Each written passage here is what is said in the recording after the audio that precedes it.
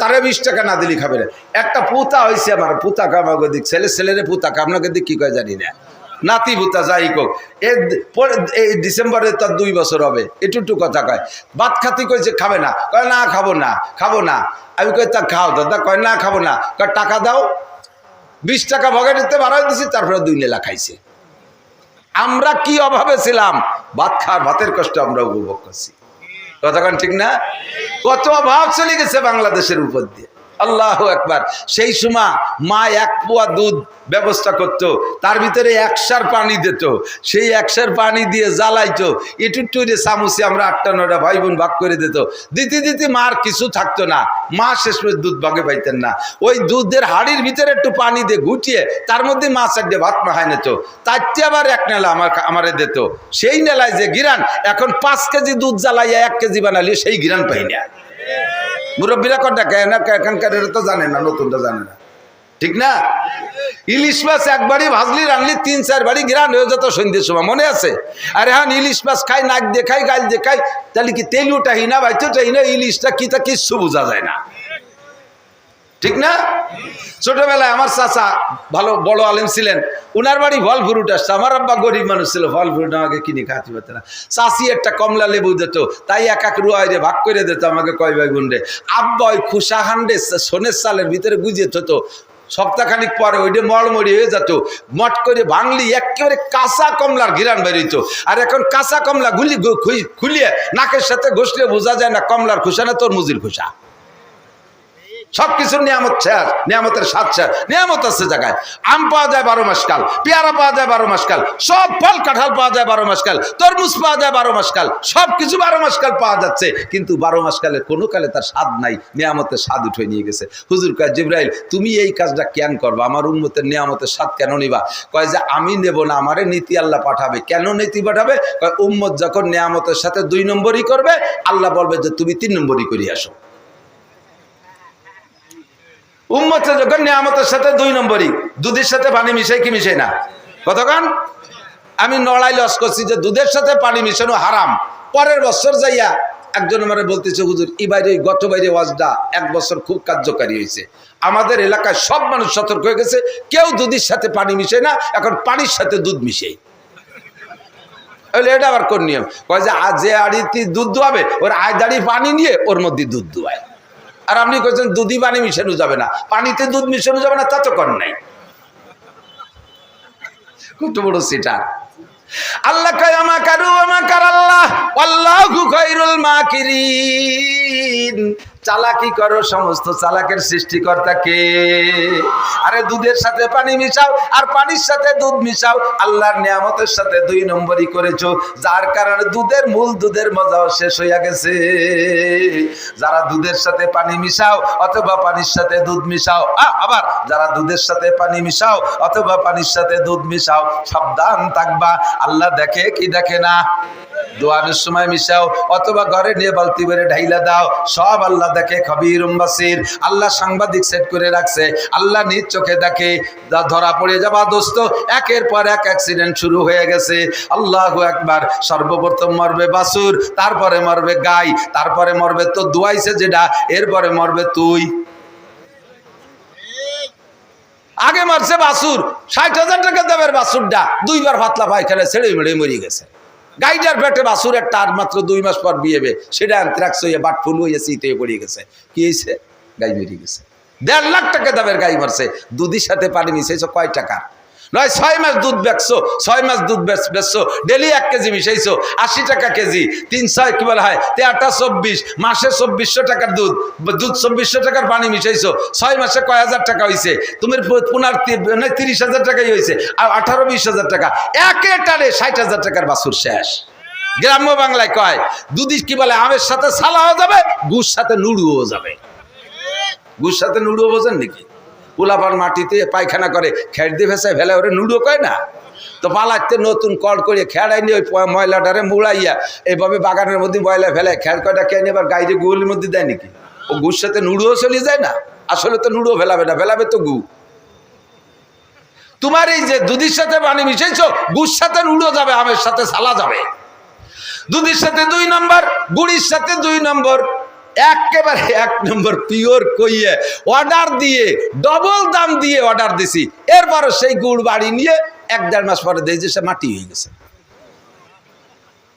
তুমি 2 নম্বরই করবা, আল্লাহর হুকুমে আমি 3 নম্বরই করবো, নিয়ামতের মজা কেড়ে নিয়ে যাব। মাছের স্বাদ নাই, গোশের স্বাদ নাই, ফলের স্বাদ নাই, দুধের স্বাদ নাই, গুড়ের স্বাদ নাই, কোনো তার স্বাদ নাই। কথা কন ঠিক কি ঠিক না? 2 নম্বর কি করবা? জিব্রাইলকে দ্বিতীয় আর আরেকবার এবং এই যে জিব্রাইল কইছে আসবো, আর মানে এ কাজের জন্য আর আসা লাগবে না, আসিয়ে গেছে মনে হয়, এ ডিউটি পালন করে চলে গেছে। আমি আমাদের সাথে শেষ। 2 নম্বরে কি জন্য আসবা? কয় 2 নম্বরে দ্বিতীয়বার আর একবার আসবো, মানুষের ভিতরে থেকে অরিজিনাল মোহাব্বত আমি নিয়ে যাব, মোহাব্বত আর ভালোবাসা থাকবে না। কেন এই কামটা কেন করবা? কয় যখন মানুষে আসল মোহাব্বতকে গুরুত্ব না দিয়া, এদিক এদিক আসল মোহাব্বতকে ভ্যালু না দিয়া যখন নকল মোহাব্বতকে গুরুত্ব দেবে, আসল ভালোবাসা যাকে যেখানে ভালোবাসা হওয়া দরকার ওই জায়গা ভালোবাসা না গইরা 3-4 নম্বরে যাইয়া ভালোবাসা শুরু করবে, তখন আসল ভালোবাসা ভিতরের থেকে নিয়ে যাব। মা বাবার হক, মা বাপরে ভালো না বাইসা শ্বশুর শাশুড়ির সাথে পিরিত, কাজেই মা বাবার সাথে সম্পর্ক বিচ্ছিন্ন হয়ে যায়। সন্তানরে ভালোবাসবা, তা না বাইসা আর এক জায়গা ভালোবাসো, ও জায়গার সম্পর্ক ও জায়গা ভালোবাসা আমি কেড়ে নিয়ে যাব। স্ত্রীকে ভালো না বাইসা শালীর সাথে প্রেম করো, ওই জায়গা ভালোবাসা 2 নম্বর ভালোবাসারে প্রাধান্য দেছো। কাজেই স্বামী স্ত্রী ডেলি সকাল বিকেল গ্যাঞ্জাম হইতেই থাকবে, এ জায়গা কোনো তাবিজ দিয়ে কাম হবে না। এক লোক আইসা, এক সাহাবা আইসা হুজুরের কাছে নালিশ করছে, হুজুর আমি গত রাত্রে একটা স্বপ্নে দেখছি, খুব ইমার্জেন্সি, আমি বুঝে উঠতে পারতেছি না, এমন বেকায়দা স্বপ্ন আমি কেন দেখলাম। হুজুরকে কি স্বপ্নে দেখছেন? কয় স্বপ্নে দেখি আমি রাস্তায় যে হাঁটতেছি, হঠাৎ করে দেখি, খেয়াল করতেছেন নাকি বুঝতেছি না, স্বপ্নে দেখি এক লোক কাষ্ঠ দিয়ে বোঝা বাঁধছে, কি কয় চলা কয় নাকি, খড়ি চলা খড়ি, এই যে বোঝা বাঁধছে, উঠতে পারতেছে না, একা একা। আর আমার সাহায্য চাইলে আমি যাইয়া তারে ধরলাম, পাশে আরো খড়ি রয়েছে, এক বোঝা বাঁধছে, তা আমরা 2 জনে ঠেলাঠেলি করলাম, উঠতে পারি না, কোনো মতেই হাঁটু পর্যন্ত উঠেছি, আর উপরে পারি না। তখন করলাম দোস্ত থুইয়ে একটু কমাও, নিচে রাখছে, রাখার পরে দড়িও খুলছে, এক পাজা কমাবে না কমাইয়ে ওই ভাসে যে চলাচল ওই আর এক পাজা ওর মধ্যে দিয়েছে। আমার তো মিজাজ গরম হয়েছে, আরো বিটা আগে যা ছিল তাই পারি না, ফিরে আবার আর এক পর্যায়ের মধ্যে ঢুকে তামাশা হলো। ও আমারে ধমক দেয়, আমার বুঝে আমি যা খুশি তাই করবো, চোখ রাঙ্গা বিলিয়া, পারলি উঠে দে, না পারলি চলে যা। এবার দইয়ে কয় দাও হাঁটু বাদায় গাই দাও, আমি হাঁটু আগের বাড়ি বাদাইছি, এবার তুই বাদা। কানিক ঠেলাঠেলি করে আগে তো হাঁটু পর্যন্ত, এবার কোনো মতে মাটিতে জাগাইছে, আর উঠতে পারে না, থুইয়া দড়ি খুলে আর এক পাজা ডুয়েছে। এবার কিরম লাগে? আপনারা সালতার মানুষেরই পারো, ওরে হেরিকেন ধরে বাড়ি শুরু করতেন না। ও কয় কি, এই বেটা পাগলামি করো নাকি? কয় যে সেটা নোটক বা টুসকুত, কথা কবি রে, চোখ উঠে কথা কবি রে, আমার বুঝা আমি যা খুশি তাই করবো। কয় তো তুই কর, আমি চলে গেলাম। কয় যা চলে যা, তো বস্তু কথা বলবি না। বিষয়টা আশ্চর্যের বিষয় না? এমন বলত কি জগতে আর আছে? এই ভাবতে আমি হাঁটতেছি, সামনে কত দূর যাইয়ে দেখি, এক জায়গায় যেয়ে দেখি এই শহরের ময়লা পচা গান্দা ফেলানোর যে ডাস্টবিন, তার ভিতরে তো পায়খানা আছে, বড়া গরু আছে, মরা মুরগি আছে, কত পচা গান্দা, এর ভিতরে বিশাল একটা পাখি, এই পাখিটার 2 পায়ের নিচে 2টা মরা গরু, আর সামনে পচা পায়খানার ভিতরে পোকা বিড়বিড় করতেছে। এই পাখিটার সারা গায়ে আমি লক্ষ্য করে দেখলাম 30 পারা কোরআন শরীফ লেখা। পাখিটার গায়ে 30 পারা কোরআন শরীফ লেখা, অথচ পাখিটা 2টে মারামড়ির উপরে পা দিয়া সামনে পায়খানার পোকাতায় টুকায় খাইতেছে। আমি আশ্চর্য হয়ে গেলাম, এমন সুন্দর পাখিটা থাকবে হয় মসজিদের কাছে থাকবে, না হয় মাদ্রাসায় থাকবে, নইলে কমপক্ষে আতরের ফ্যাক্টরিতে থাকবে, না হইলে কমপক্ষে ফুল বাগানে থাকবে। এ মরণীয় পাখি কেন এই ডাস্টবিনের ভিতরে আইসা ময়লা আর পোকা খুঁটে খায়? আমি তার তথ্য বুঝতে পারি নাই হুজুর। 3 নম্বরে আমি একটু আগাইয়া গিয়ে দেখি পরপর 3টা পুকুর, একটা পুকুর ভরা পানি, পাশে আর একটা পুকুর খালি, এরপরে আর একটা পুকুর খালি, পাশে যে ভরা পুকুরে, যে পুকুরে পানি, ড্রেজার দিয়ে পানি ফেলাইলে, পাইপ দিয়ে পানি দিলে, দমকল দিয়ে পানি দিলে যেমন পানি ছিটে যায়, এই ভরা পুকুরের পানি পাশের পুকুরে তেমন যায় না, ওখান থেকে দমকল দিয়ে ছিটাই দেওয়ার মতো 3 নম্বর পুকুরে যে গপ গপ করে পড়তেছে, আর মাঝে একটু লিক লিক পাইপ আছে, ওই জায়গায় একটু তিত্তিরে পাশের পুকুরি পড়ে। আমার দাবি ছিল ভরা পুকুরের পানি বেশি হয়ে যাচ্ছে, আগে পড়বে পাশের পুকুরে, তারপরে 3 নম্বরে পড়বে যে ওই ভরা কি বলে 3 নম্বর পুকুরে যে পড়বে, এইটে ভরিয়ে তারপরে ওইটাই যাবে। কিন্তু সিস্টেম উল্টো দেখলাম, পাশের ডায় পড়ে সামান্য 3 নম্বর ডায় পড়ে জম্মের পড়া। হুজুর আমি একটারও তরজমা বুঝি নাই। নবী পাক শুনে বললেন কুল্লু হাউলাই বিনাশরাতিস সা, এই 3 ডাই কিয়ামতের আলামত। কি আলামত হুজুর? হুজুর বুঝতে পারি নাই। হুজুর বলেন এটা হলো তুমি প্রথম যেটা দেখেছো, কিয়ামতের আগে যুবক, কিয়ামতের আগে আমার উম্মতের স্বভাব হবে এমন, যেই গুনার বোঝা সে বাঁচছে, ওই গুনার বোঝাই বয়ে আল্লাহর কাছে নেওয়ার ক্ষমতা তার ঘাড়ে নাই, ওইটা নিচের থেকে উঠায় মাথায় উঠানোর ক্ষমতা নাই। নিষেধ করলে দড়ি খুলে ওর মধ্যে আরেক পাজা ঢুকবে, আবার নিষেধ করলে আরেক পাজা ঢুকবে, আর আবার নিষেধ করলে আরেক পাজা ঢুকবে। শুধুমাত্র ব্যারাক সমিতির সাথে সম্পর্ক, তাতে যে গুনার বোঝা পাচ্ছে এইটা বয়ে নিতে পারবা না। নিষেধ করলে আবার অ্যাডামসের সাথে যোগ হয়ে যায়, নিষেধ করলে আবার গ্রামীণ ব্যাংকের সাথে যোগ হয়ে যায়, তার থেকে নিষেধ করলে আবার কারিতাসের থেকে আবার একটা অ্যাকাউন্ট করলে, নিষেধ করলে আবার আরেক গ্রামীণ ব্যাংকে আরেকটা যায়, আরেক শাখায় যে সংযুক্ত হয়ে যায়। আরে মোবাইলের গুণা বহন করতে পারবে না, এরপরে আবার টাচ মোবাইল কিনছে, ওইটার থেকে নিষেধ করলে আবার আইফোন কিনে নইছে, তার থেকে নিষেধ করলে আবার ল্যাপটপ কিনে নইছে, একটা নিষেধ করলে তার উপরে আর একটা বাড়াইয়া নয়। এইটা হবে আমার কিয়ামতের আগে উম্মতের স্বভাব। গুনার যে বোঝা বাচ্ছে ওইটা বইয়ে নিতে পারবে না, নিষেধ করলে বারবার তার মধ্যে দড়ি খুলে পাজা ঢুকাবে। নবী পাক বলেছেন এইটা হবে কিয়ামতের আগে। এখন কি হবে না এগুলো রানিং হইয়া গেছে? 2 নম্বরটা তরজমা বলেন হুজুর। কয় 2 নম্বরটা হলো, খেয়াল করতেছেন তো আপনারা, 2 নম্বরটা হলো পাখির গায়ে 30 পারা কোরআন শরীফ মরা মরির উপরে পা দিয়া পায়খানার পোকা খুঁটে খায়। এইটা হলো কিয়ামতের আগে আমার উম্মতের ভিতরে হাজার হাজার মানুষ হবে এরকম, নামে তারা বড় বড় আলেম হবে, নামে তারা বড় বড় পীর হবে, গায়ে দেখতে মনে হয় যেন 30 পারা কোরআন শরীফ, আর কত বড় বডি, কত বড় টুপি মাথায়, বিশাল যুব্য গায়ে, কাঁচা হলুদের মতো চেহারা, হাজার হাজার ভক্তবৃন্দ, কি সুন্দর জশ্নে জুলুস, কত বড় বড় গেট তরুণ সাজাইছে তার জন্য 20-20 দেয়। এই সমস্ত বড় বড় নামদারি মানুষগুলো, তাদের মনে হবে যেন ওরা সারা গায়ে 30 পারা কোরআন শরীফ লেখা। উচিত ছিল তার মাদ্রাসার মধ্যে শাইখুল হাদিস হওয়া, উচিত ছিল তার কোনো মসজিদে খতিব হওয়া, আর ওই জায়গা থেকে তার চরিত্রে কন্ট্রোল করা দরকার ছিল। কিন্তু এই সমস্ত নামদারি মানুষগুলো পায়খানা আর পোকা খুঁটে খুঁটে খাবে। এরা যাইয়া বেদাত দেখবে না, বেদাতি টাকা খাবে, সুদিয়ে টাকা খাবে, ঘুষে টাকা খাবে, চরিত্রহীনতা করবে। এরপরে মন্দিরে যাইয়া, এরা মন্দিরে যাইয়া পুজো পাঠে শরীক হবে,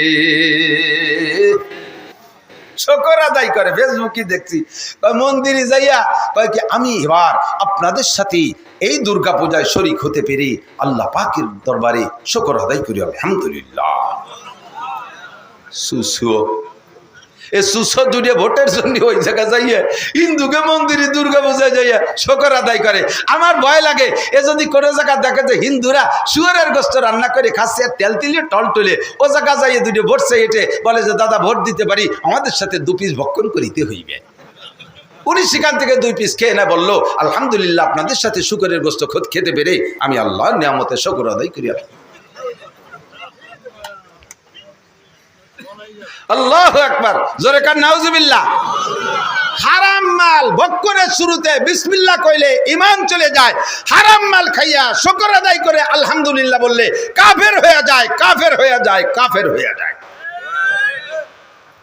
সুদ খা টাকা, ঘুষ খা টাকা, টোন মারা টাকা, জাতির হক মেরে দিয়ে টাকা, এই টাকা দিয়ে হজ করে এসে যদি শুকর আদায় করে আলহামদুলিল্লাহ হজ করছি, তাও সে কাফের হয়ে যাবে, ঈমান নষ্ট হয়ে যাবে।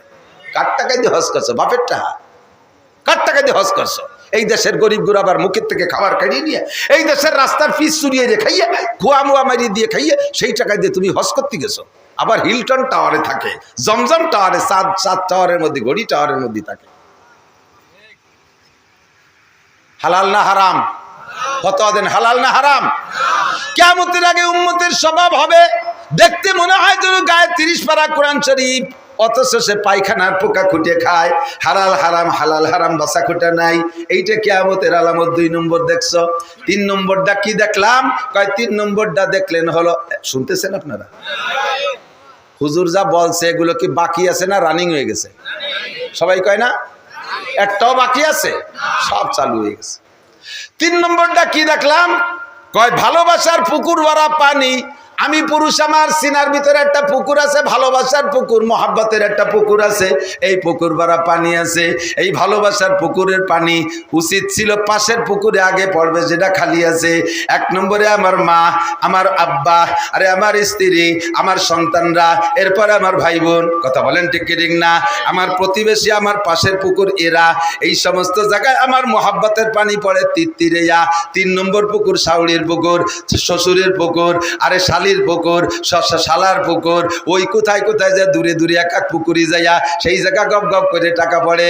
বিদেশের থেকে টাকা কামাই কইরা বাইরে বাইরে অ্যাকাউন্টে জমা রাখে, শ্বশুরির অ্যাকাউন্টে জমা রাখে, শাওড়ির অ্যাকাউন্টে জমা রাখে, শালির অ্যাকাউন্টে জমা রাখে। ভরা পুকুরের পানি ওই জায়গা যাইয়া পড়ে পাশের পুকুরে। ভাই বোন কান্নাকাটি করে, তাকে 10টা টাকা দেয় না। ভাই বোন ওষুধের টাকা চায়, তাদের দেয় না। কথা বলেন না কেন? শাওড়িরে 12,000 টাকা দিয়ে শাড়ি কিনে দিয়ে দিস মা। মারে কাজ আমার শাওড়ি একখান থুয়ে গেছে, ওহেন পড়ো। মা কয় বাবা আমারে দিবি না? কয় আমার শাওড়ি একখান রেখে গেছে, ওইখান পড়ো। আর শাওড়িরে নতুন একখান দেশে। কত বড় দাতাল চিন্তা করতে পারেন? তুই কি তোর শাওড়ির দুধ খাইয়ে বড় হয়েছিস? তুই কি তোর শাওড়ি কি তোর গুড় খেতা ধুইছে কোনোদিন? মা তোমার গুড় খেতে ধুইছে, পায়খানা ধুইছে, মা তোমার পেটে রাখছে। 2.5 বছর মায়ের রক্ত মাংস চুষে খাইছো। এ জায়গা তোমার পুকুরের পানি পড়ে না, পানি পড়ে যে 3 নম্বর পুকুরে। এইটা তুমি দেখেছো আমার সাহাবী, স্বপ্নে তুমি এই দেখেছো কিয়ামতের আগে উম্মতের স্বভাব এমন হবে। কতক্ষণ? আল্লাহু আকবার। এগুলো সবই কিয়ামতের আলামত। নিয়ামতের স্বাদ তুলে নেবে, ভালোবাসা উঠে চলে যাবে। যে জায়গা ভালোবাসা হওয়া দরকার সে জায়গা হবে না, ভালোবাসা হবে অন্য জায়গায়। উলাইকা কাল আনআমি বাল হুম আদাল্লু উলাইকা হুমুল গাফিলুন। মাঝে মাঝে বলে থাকি, কোরআন শরীফের আয়াতে বলে 1 শ্রেণীর মানুষ পশুর মতো হয়ে যায়, 1 শ্রেণীর মানুষ পশুর মতো হয়ে যায়, যারা তাদের কান রে কাজে লাগাই নাই, চক্ষুরে কাজে লাগাই নাই, ব্রেন রে কাজে লাগাই নাই। যা শোনা দরকার তা শোনে না, যা দেখা দরকার তা দেখে না, যা বোঝা দরকার তা বোঝে না, বোঝে যায় যত উল্টোটা। এই সমস্ত মানুষ মানবতার কাতারে থাকে না, মানবতার থেকে নেমে তারা পশুর মতো হয়ে যায়। কি পশুর মতো হয়? কেউ কুত্তর মতো হয়ে যায়, কেউ শুয়োরের স্বভাব হয়ে যায়, কের ভিতরে সাপের স্বভাব আসে। কথা কন না কেন? কের ভিতরে বান্দরের স্বভাব হয়, কের ভিতরে বাঘের স্বভাব এসে যায়। যেই মানুষের মধ্যে যেই প্রাণীর স্বভাব উপলব্ধি করা যাবে, যার ভিতরে যেই প্রাণীর স্বভাব দেখা যাবে, ওই মানুষগুলো কিয়ামতে ওই প্রাণীর রূপ নিয়ে জাহান্নামে যাবে। কেউ শুয়োরের চেহারায় জাহান্নাম, কেউ কুত্তর চেহারায় জাহান্নামে যাবে, কেউ কুত্তর চেহারায় জাহান্নামে যাবে। আল্লাহ উলাইকা কাল আনআম। এই মানুষগুলো চতুষ্পদ জন্তুর মতো। এবার চতুষ্পদ জন্তুর মধ্যে থেকে কুত্তই অভিযোগ করছে সর্বপ্রথম, আল্লাহ তোমার এই আশরাফুল মখলুকাত বনি আদম রে আমাদের সাথে তুলনা করলে আমাদের ইজ্জত যায়। কুত্তরও ইজ্জত আছে, প্রত্যেকের একটা ব্যক্তিগত ইজ্জত আছে। কতক্ষণ? হারতে কেউ রাজি না। এই যুদ্ধ বিগ্রহ মারামারি করে কি জন্য? জিতার জন্যই তো করে। একটা আইডিয়া আর একটা আইডিয়ার সাথে মাঠে লাগাই দিয়েছেন, ওরা দুজন দুমসা গুতোগুতি করে কি জন্য? ওকে জাগা জমি নিয়ে গেঞ্জাম, কথা কয় না, ছেলে মেয়ে নিয়ে গেঞ্জাম, ওকে বউ নিয়ে গেঞ্জাম, রাজনীতি নিয়ে গেঞ্জাম। ওরা মারামারি করে কেন? জেতপু আমার ইজ্জত আছে, আমি ঠকবো না। তো কুত্তইকে আমারও ইজ্জত আছে। এই মানুষকে আমাদের সাথে তুলনা করলে আমাকে ইজ্জত নষ্ট হয়। কিভাবে ইজ্জত নষ্ট হয়? তোমার বনি আদম আশরাফুল মখলুকাত যা করে ও আমরা কুত্তরা জীবনেও করি না। তুমি শুনবা আল্লাহ কদিন এই দুনিয়াটা কয় যে আমি সচক্ষে দেখেছি, আমি সচক্ষে দেখেছি বনি আদম পায়খানায় বসে বিড়ি খায়। আমরা কুত্তরা জীবনেও খাতি বসে আগি নিয়া আকতি বসে খাই না। কথা বল না কেন? কেউ করতে পারবে না যে কোনো কুকুর একসাথে পায়খানা করতেছে আর খাচ্ছে, দুই কাম একসাথে করে না। আমরা খাতি বসে আগি না, আকতি বসে খাই না। আর বাথরুমের মধ্যে যে একডুন বিড়ির ভাষা একে আমরা খেয়ে বেলায় তুইছি, এ খাইলো খারাপ। বিড়ির দুমো আর গুদ দুমো একসাথে না চুষলি বলে ক্লিয়ার হয় না। কুত্তই কয় আল্লাহ এই কাজটা কি ওরা ঠিক করে? তাহলে তুমি যে ওদের সাথে আমাকে তুলনা করলে, ও আমাদের সাথে ওদের তুলনা, এই তুলনা করলে আমাদের ইজ্জত যায়। আমাদের কুত্তে এখন তো কুকুরের এখনো ডেলিভারি শুরু হয়নি, তারপরও সপ্তাহে মানে সিজন ঠিক নাই। আগে ওয়াজ হতো শীতকালে, এখন সে 12 মাস কাল হয়, ঠিক না? আমি তো সেই ভাদ্র মাসেতে শুরু করছি, কোনো তার সিজন নাই, যে কোনো সময় যে কোনো তা পাওয়া যায়। আরো 2 মাস আগে দেয় যে কুত্তো ছোট ছোট 2 বাচ্চা নিয়ে ঘুরে বেড়াচ্ছে, এ পালো কোন জায়গায় হবে? তো আরো 1-1.5 মাস 2 মাস পরে হবে না ওকে ডেলিভারি। তো কুত্তো কাজে আমাকে যখন ডেলিভারি হয় 4-5টা বাচ্চা, আল্লাহ তুমি আমাকে দাও। এই ছেলে মেয়ে নিয়ে আমরা কত কষ্ট করি, তা আমাদের নামে তো কোনো ভিজিএফ কার্ড নেই, আমাদের নামে সরকারি কোনো বাজেট বরাদ্দ নয়। এই বাড়ি বাড়ি দাবর দুবর খাই, গাই দুটো খেয়ে সাইডে খেয়ে দিয়ে আসি, একটু দুধ হয় খেড়ের ফেলার তলে, আমাকে ঘর বাড়িও নাই, ছেলে মেয়ের কোনো শীতকালে জাঙ্কি গেঞ্জি খেতা মেতা কোনো তা নাই, একটা প্যাম্পাস ট্যাম্পাস কিনতে পারি না, এই নিয়ে থাকি। তো এই বাচ্চা কাচ্চাগুলো যতদিন ছোট থাকে বহুত বংশীয় কুত্তো আমাকে অফার দেয়, ফোন দেয়, মিস কল দেয়, ডাইরেক্ট কল দেয়, বড় বড় অফিসার কুত্তো, বংশীয় কুত্তো, খুব শিল্পপতি কুত্তো, এরা আমাদের অফার দেয়, ফোন দেয়। আমরা তখন মা কুত্তরা ওদেরকে ধমক দিয়ে তাড়াই দিই, ছাড়, আমার এই ছোট মোটো তুই কোন জায়গায় যাবো? আমার এগুলো এখন ইনকাম করে খাওয়া শেখে নাই, প্রতিরোধ ক্ষমতা অর্জন করতে পারে নাই, এরা আত্মরক্ষা ক্ষমতা অর্জন করতে পারে নাই, এখনো বিভিন্ন প্রকার আপদ বিপদ আছে, বড় কুত্তো দেখলে গিয়ে মারি ধরি ফেলে, বহুত ঝামেলা আছে। আর আমার এই পোলাপান তুই আমারে এখন কোনো জায়গায় যাওয়ার কোনো সময় নাই, আগামী কাতি মাসে দেখা করবি, আমি এই কয়ে সরাই দিয়ে আমাকে বাচ্চা কাচ্চা তুই যাই না, এতটুক বোধ আমাদের আছে। তোমার আশরাফুল মখলুকাত বলে তুমি যাকে গল্প দাও যে এরা ফেরেশতার চাইতে দামি, এরা এর চেয়ে দামি, ওর চেয়ে দামি, তোমার এই আশরাফুল মখলুকাতের স্বভাব দেখো। মা 6 মাসে বাচ্চা ফেলাই দিয়ে প্রেমের টানে আর এক জায়গা চলে যায় মুসলমান হইয়া, কতক্ষণ 2 বছরে বাচ্চা ফেলাই দিয়ে চলে যায়, 3-4টে ছোট বড় ফেলাই দিয়ে চলে যায়, এ কাম আমরা কুত্তরা করি না। আর সেই মানুষকে আমাদের সাথে তুলনা করো, ওতে আমাকে ইজ্জত যায়, কুত্তকে আমাকে ইজ্জত যায়, কতক্ষণ ফেরিয়ালার সাথে লাইন করছে, দুলাভাইয়ের সাথে লাইন করছে, গার্মেন্টস ম্যানের সাথে লাইন করছে, ছোট বাচ্চারে মারিয়ে ফেলাই দিয়া, আরে খালি ফেলায় না, বাচ্চারে মা নিজে জবাই করে দিয়ে আরেকজনের সাথে চলে যায়। কুত্তই কয় এই কাম আমরা করি না, বাঘে কয় আমরা যত বড় হিংস্র হই না কেন এই কাম আমরা করি না, ঠিক কিনা? এবার কও তুমি কি কবা? আগে তো কইছে ওরা আমাকে কুত্তর মতো, এবার কও কি কবা? আল্লাহ কয় তাও আমার কাছে আছে, কি কব? কয় উলাইকা কাল আনআমি বাল হুম আদাল্লু উলাইকা হুমুল গাফিলুন।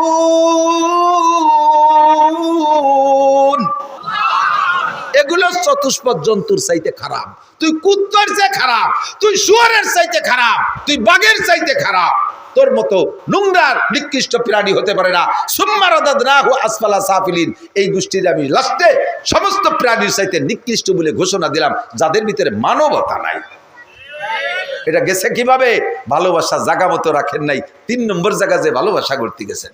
এরপরে ভালোবাসারে জিন্দা করার জন্য আবার 14ই ফেব্রুয়ারি একটা দিবস বানাইছে, সারা বছর আকাম করে বেড়াবা, 14ই ফেব্রুয়ারি একটা ভালোবাসা করে সারা পৃথিবী ব্যাপী ভালোবাসা দিবসের নাম দিয়ে লক্ষ লক্ষ জাইরুর বাচ্চা পয়দা দিচ্ছে, আকাম করে হারাম ভাবে গর্ভধারণ করাইয়া যারো সন্তান কলি টেডি কলি জুত হয় না, ও জাইরুর বাচ্চাই কোথায় কতক্ষণ জাইরুর বাচ্চা পয়দা দিচ্ছ।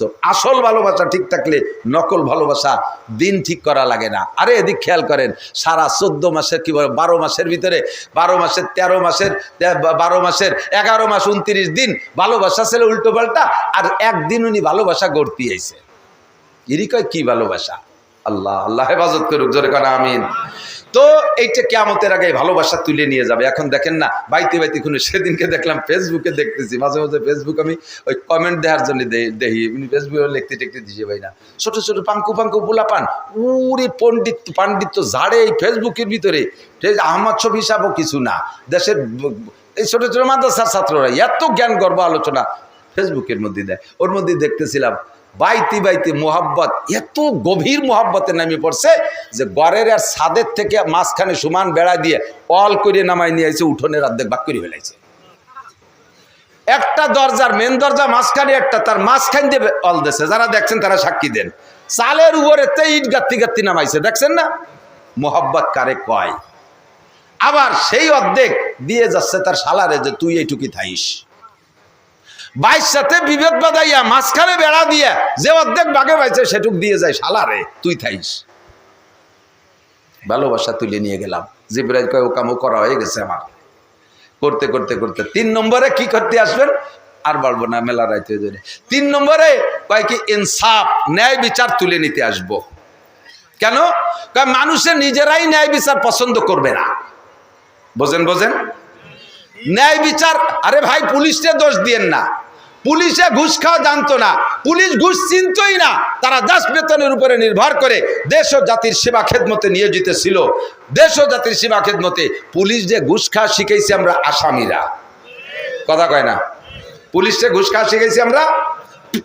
আপনি আকাম করছেন, ন্যায্য আকাম করছেন, যার বিচার হওয়া দরকার, আপনি এই বিচারের হাতে থেকে বাঁচার জন্য পুলিশকে 50,000, 1 লাখ, 2 লাখ টাকা ঘুষ দিচ্ছেন। পুলিশ কয় আকাম করবি, তুরা বাড়িয়ে বাড়িয়ে ফাঁকে আমি 2 লাখ পাবো, তা নেবো না কেন? তুরা ভাই বাড়ি করবি, খুঁড়ি করবি, পেঁয়াজ বেছে আর কুষ্টা বেছে, পাট বেছে, টাডুন আমারে দিবি, আমি নেবো না, তো আরবো কি? তোরা ন্যায় বিচার চা, তুই একজনের মাথায় বাড়ি দিছিস, ন্যায় বিচারটা হোক। একজনের যদি ন্যায় বিচার হয় তাহলে দেশের বাকি সবাই সতর্ক হয়ে যায়, কন্ট্রোল হয়ে যায়, ঠিক না? আমি বলি না আল্লাহ কাজ আফিল কিসাস হায়াত, কিসাস মানে হত্যার পরিবর্তে হত্যা, প্রতিশোধ নেওয়া। একটা প্রতিশোধ দিলে বাকিদের হায়াত বেড়ে যায়, বাকিদের হায়াত বেড়ে যায়। কারণ দিবালোকে যেভাবে একজন হত্যা করছে, ধরে যদি তারে সেইভাবে হত্যা করে দেওয়া হয়, বাকিদের ভিতরে আতঙ্ক সৃষ্টি হয়ে যায়। আরে আল্লাহ, সরকারি বিচার এইভাবে ধরে জবাই দেবে, ও মারামারির দরকার নেই, যায় 2 কাঠা চলিয়ে যাক জমি, তবু খুনোখুনির মধ্যে যাব না। কতক্ষণ ঠিক না? এই খুনোখুনি এখন এই যে ঘুষ দেন, কারা দেন? আমরাই তো দেই। অন্যায় নিজে করে সেই ন্যায় বিচারকে বিলুপ্ত করার জন্য আমি ন্যায় বিচারের পরিবর্তে ঘুষ দিয়ে বিচারটারে সম্পূর্ণ উল্টো নিচ্ছি। এখন করতে করতে স্বভাবে পরিণত হয়ে গেছে। বিচারকদের, উকিলরা, পুলিশরা, বিচারকরা সুন্দর করে আমাদেরকে শিখিয়ে দিচ্ছে, এইভাবে বললে আপনি কেসে জিতে যাবেন, ফাঁকে 3 লাখ টাকা মারে দেবেন। সুবহানাল্লাহ। ঘুষ খাওয়া হালাল না হারাম? জোর হলো না? ঘুষ খাওয়া খালি কোর্ট কাছারি, আদালত, ফৌজদারি, পুলিশ আর এলজিডিরা খায় না, গ্রাম্য মাতুব্বাররাও এই হালাল খায়। আছে না গ্রাম্য মাতুব্বাররা? কি সুন্দর গুল্লা কথা কইয়া, কাজ করে বিচার করে ওখান থেকে 1 পকেট নিয়ে খাইয়া বাজারেতে বড় মাছ নিয়ে চলে যায়। কোনো কাম নাই, কাজ নাই, ক্ষেত নাই, খামার নাই। আবার ডাটের দামি 2600 টাকা দামে সাদা লুঙ্গি, মার দিয়া জামা, ডাটের জুতো, হাতে কুড়া লাকি, কোথার থেকে আসে? দুদু, তুমি কোন অফিসে চাকরি করেন? আমি মোড়হাট অফিসে চাকরি করি, মোড়ে প্যাঁচ বাঁধে আর আমি ছাড়াই দেই। আল্লাহ নাম কয়ে বললাম, আবার গ্যাঞ্জাম না লেগে যায়। সব জায়গায় এই মোড়হাট আছে, আমার গ্রামে আছে, আপনার গ্রামে আছে। এই গ্রাম্য ভিলেজ মাতুব্বাররা আদালত, ফৌজদারি, কোর্ট কাছারির জজ ম্যাজিস্ট্রেটদের চাইতে বেশি বড় ঘুষখোর। দুর্নীতির মুরব্বীরা যত। আর এই কি আমাদের দিকে একটা প্রবাদ আছে, মোল্লা মুন্সিতে গ্যাঞ্জাম থাকলে আমার ভাতের অভাব নাই। মোল্লা মুন্সিতে গ্যাঞ্জাম থাকলে আমার ভাতের অভাব নাই। কারণ মোল্লা মুন্সি গ্যাঞ্জাম করে, মোল্লারা মসজিদ ইমামতি করে, মুন্সিরা গ্যাঞ্জাম করে, মুন্সিরা ইমামতি করে। এই তো মসজিদের ইমাম এরা ছিল না, মোল্লা আর মুন্সি। তা মোল্লা আর মুন্সিতে গ্যাঞ্জাম বাঁধছে, সবাইকে মোল্লা মুন্সি বাদ। ফাঁকে ইমামতি করবে কিনা? আমি এবার ইমামতির বাদ খেয়ে বেড়াবো। তো দেশে মোল্লা মুন্সির গ্যাঞ্জাম বাধায় রাখতে পারলি, এই মাতুব্বারকে লুঙ্গির অভাব হয় না, আর বড় মাছ কেনার অভাব হয় না। কতক্ষণ যত দুর্নীতি, মিথ্যা, যত অন্যায় এই বিচার করে। এই ইনসাফ তুলে নিয়ে গেছে জিবরাইল আইসা। কারণ তোমরা নিজেরাই দুর্নীতি পছন্দ করো, কাজেই দুর্নীতিবাজ মাতুব্বার তোমাদের জন্যই যোগ্য। এটা তোমাদের জন্য সেট করে দিয়ে গেলাম। যাইতে যাইতে সময় লেগে যাবে, যে ওয়াজ করবো তার একদিক চলে যাচ্ছে, এদিক তাকান, খেয়াল করেন। 10 নম্বরে যাইয়া জিবরাইল 10 নম্বরে একটা কাজ করব, সেটা হলো আমি কোরআন শরীফের ভিতরের থেকে অক্ষর তুলে নিয়ে যাব। হুজুর সেই সময় চমকা খাই উঠছে, ও জিবরাইল এই যে করিও না জিবরাইল, কারণ এতে একটাও তার আমার মাতুব্বাড়িতে করি না। আমার আগের থেকে আল্লাহ লিস্টই দিয়ে দিয়েছে, আমার কিয়ামত হওয়ার আগ পর্যন্ত আমার কি কি ডিউটি আছে। আপনার পরে আমার এই কাজগুলো করার অর্ডার আসমান থেকে আছে। আমি লাস্ট ফিনিশিং কোরআন নিয়ে যাব। কেন নিবা কোরআন শরীফ? যখন উম্মতে কোরআনের সম্মান দেবে না, কোরআন পড়তে যাবে না, ঘরে কোরআন যত্ন করবে না, ঘরের ভিতরে ইংরেজি বাংলা বই পুস্তক, পেপার পত্রিকার টেবিলের উপরে জায়গা পাইছে, শোকেসের মধ্যে জায়গা পাইছে, তাদের জন্য আবার কি বলা হয়, এই ওয়াল ক্যাবিনেট বানাইছে, তার ভিতরে সুন্দর করে ইংরেজি বাংলা বই পুস্তক সব আছে। কোরআন শরীফ খানে জায়গা পাই নাই, তারে নিয়ে তুইছে মাসার পর কুলার উপরে। চুলোর পিঠি যে মাছা সেই জায়গার তাকের উপরে, ভাত খাওয়ার ওই জায়গা একটা র্যাক, তার উপরে কোরআন শরীফ, নাই তার গায়ে জামা, নাই তার গায়ে বাইন্ডিং, তার ভিতরে পাতা ছিঁড়ে যাচ্ছে, উড়ে উড়ে পায়খানার দ্বারে চলে যাচ্ছে পাতা, কোরআনে ওই জায়গায় বসে বদদোয়া করে। রব্বুল আলামিন কি করব, দেখো তোমার বান্দারা কি করে। কিয়ামতের ময়দানে কোরআনে নালিশ করবে, আর কোরআনে নালিশ করবে হুজুরির কাছে, আর নবী আল্লাহর কাছে বলবে, নবী পাক বলবে, রব্বি ইন্না কওমি ইত্তাখাযু হাদাল কুরআনা মাহজুরা। আল্লাহ আমার উম্মত কোরআন পড়ে নাই, কোরআনের ইজ্জত করে নাই, কোরআনের সম্মান করে নাই, কোরআন পড়নেওয়ালারে দাম দেয় নাই, কোরআনের সাথে আমার কোরআনের সাথে বেইজ্জতি করেছে, অপমান করেছে কোরআনকে। আল্লাহ তুমি এর বিচার করো।